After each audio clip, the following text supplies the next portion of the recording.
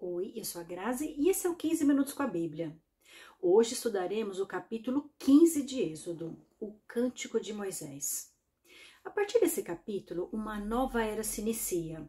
O Cântico de Moisés é o primeiro a ser mencionado na Bíblia e haverá muitos outros daqui para frente. Os cânticos são expressões da gratidão de homens e mulheres diante da concessão de bênçãos ou grandes livramentos concedidos pelo Senhor. Anteriormente, conhecemos diversas histórias de indivíduos e famílias e os acontecimentos ao redor deles, mas a partir de agora começaremos a falar sobre um povo, uma nação, os israelitas. Até então, o Senhor havia feito promessas aos seus escolhidos e alguns deles morreram sem ver essas promessas concretizadas.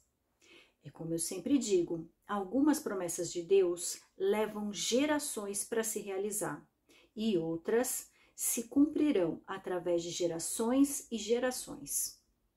Desde o Jardim do Éden, era desejo do Senhor que o ser humano fosse fértil e se multiplicasse. Essa foi a bênção concedida ao primeiro homem e à primeira mulher da terra, Adão e Eva.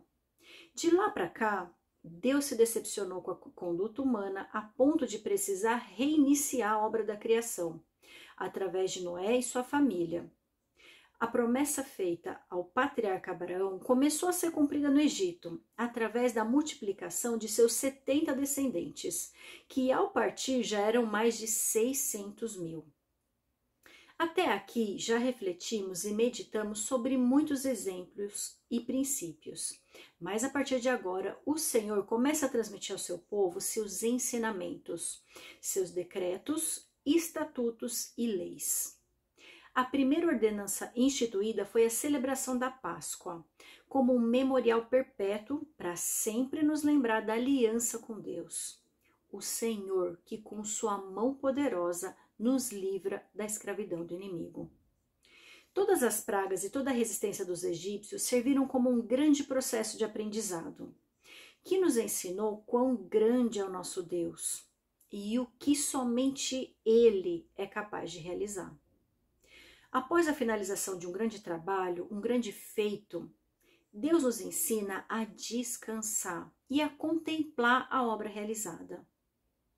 Depois de criar o mundo em 6 dias, o Senhor regozijou no 7º dia e apreciou toda a obra que fora criada. E tudo ficou muito bom. O Cântico de Moisés nos ensina uma grande lição, que é a de dar graças e prestar honras a quem é o verdadeiro responsável pela nossa libertação, o Senhor. Versículo 1. O Cântico de Moisés. Então Moisés e os israelitas entoaram este cântico ao Senhor. Cantarei ao Senhor, pois triunfou gloriosamente. Lançou ao mar o cavalo e o seu cavaleiro. O Senhor é a minha força e a minha canção. Ele é a minha salvação. Ele é o meu Deus e eu o louvarei. É o Deus de meu pai e eu o exaltarei. O Senhor é guerreiro. O seu nome é Senhor. Ele lançou ao mar os carros de guerra e o exército do faraó. Os seus melhores oficiais afogaram-se no Mar Vermelho.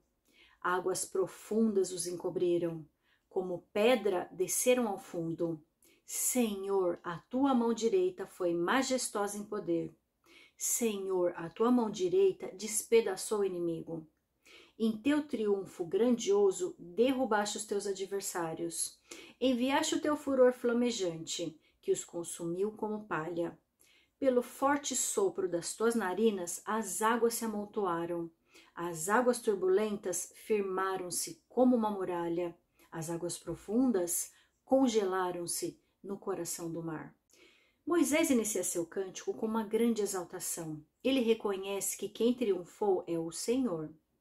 Ele é a força, a salvação e o guerreiro que enfrenta e vence a batalha contra o inimigo.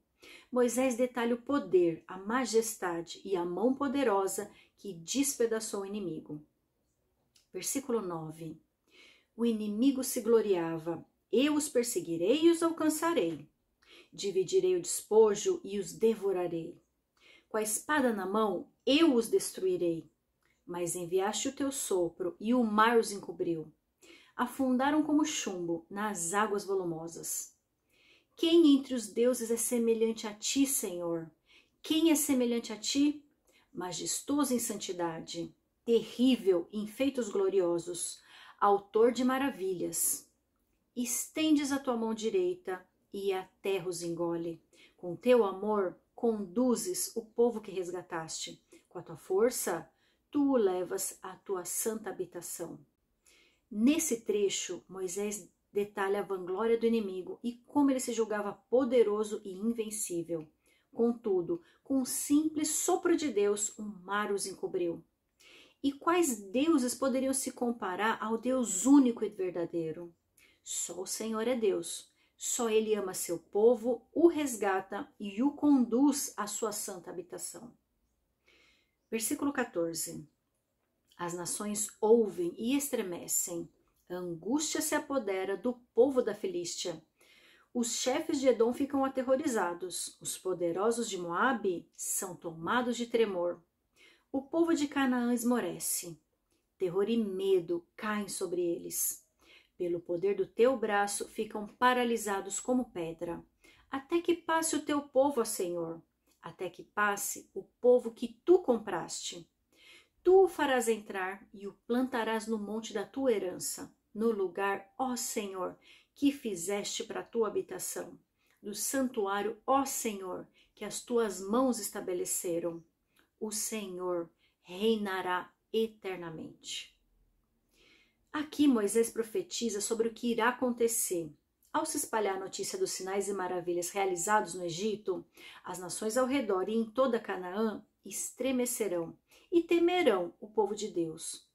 E embora algumas nações até venham a se rebelar e tentar impedir a marcha dos israelitas, será o Senhor que irá à frente e os conduzirá até receberem o monte da sua herança.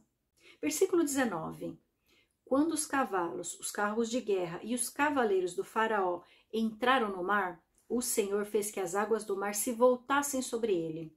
Mas os israelitas atravessaram o mar pisando em terra seca.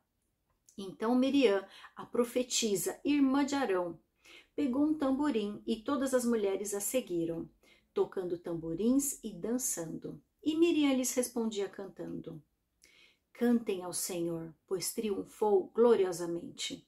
Lançou ao mar o cavalo e o seu cavaleiro. Aqui voltamos a ter notícia de uma importante personagem na trajetória de Moisés.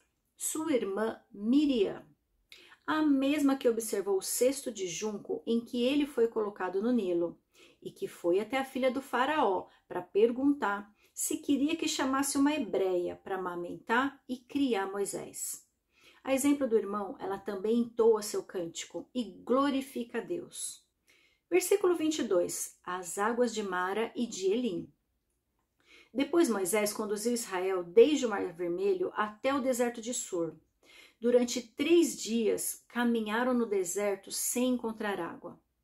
Então chegaram a Mara, mas não puderam beber das águas de lá, porque eram amargas. Esta é a razão pela qual o lugar chama-se Mara.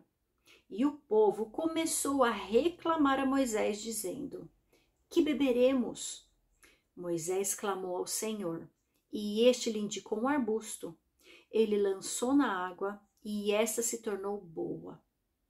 Em Mara, o Senhor lhes deu leis e ordenanças, e os colocou à prova, dizendo-lhes: Se vocês derem atenção ao Senhor, o seu Deus, e fizerem o que ele aprova, se derem ouvidos aos seus mandamentos e obedecerem a todos os seus decretos, não trarei sobre vocês nenhuma das doenças que eu trouxe sobre os egípcios, pois eu sou o Senhor que os cura. Depois chegaram a Elim, onde havia 12 fontes de água e 70 palmeiras, e acamparam junto àquelas águas. Eu não sei você, mas só de pensar que depois de apenas 3 dias, o povo já havia se esquecido do Deus que levantou as águas do mar para passarem em seco e que é capaz de realizar qualquer coisa no mundo, eu fico indignada. Indignada pela falta de gratidão e de fé. Fico me questionando por que o povo simplesmente não se voltava para Deus e orava para que provesse água. Por que tinham que reclamar? E foi exatamente o que Moisés fez. Ele clamou ao Senhor e prontamente foi atendido com uma estratégia sobre como resolver o problema. Sabe o que eu aprendo aqui? Quando se deparar com uma situação difícil, não reclame, não murmure. Vá para o seu quarto e peça orientação a Deus sobre o que fazer. É tão mais efetivo buscar uma estratégia com aquele que detém toda a sabedoria do universo do que perder tempo reclamando, pois não vai resolver coisa alguma.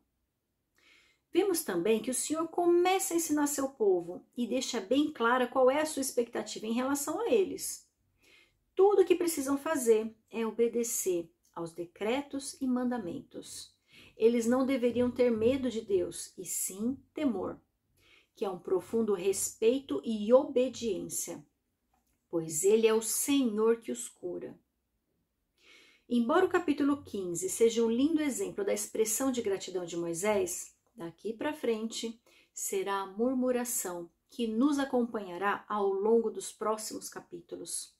Eu te vejo no capítulo 16.